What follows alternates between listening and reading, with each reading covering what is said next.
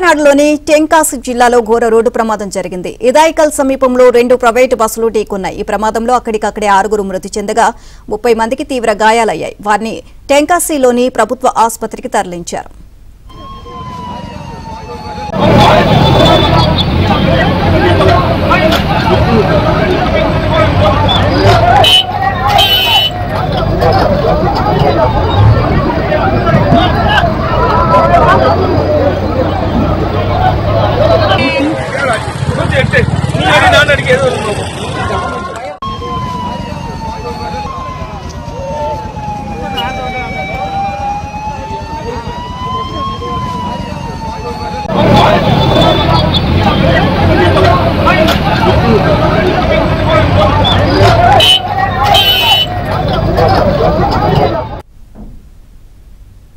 ఇదే అంశానికి సంబంధించి మరిన్ని అప్డేట్స్ మా కరెస్పాండెంట్ సిరిని అడిగి తెలుసుకుందాం.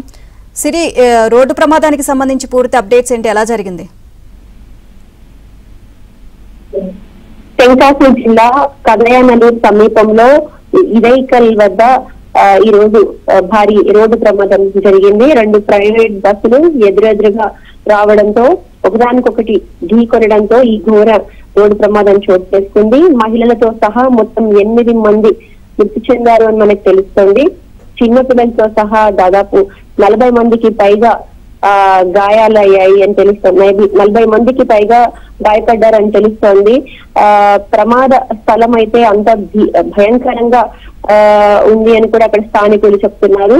ఇప్పటికే అక్కడ రక్షణ అక్కడ పడిపోయిన వారందరినీ కూడా హాస్పిటల్ కి తరలించడానికి ప్రయత్నాలు అయితే చేస్తున్నారు. రోడ్డు పైన ఘాతు ముక్కలు, బస్సు శకలాలు అన్ని కూడా రోడ్డు పైన చిందర వందరగా పడిపోయాయి. ఐరన్ రాడ్లు, రక్తపు మరకలతో రోడ్ అంతా కూడా ఎంతో భీకరంగా మారింది అని మనకు తెలుస్తోంది.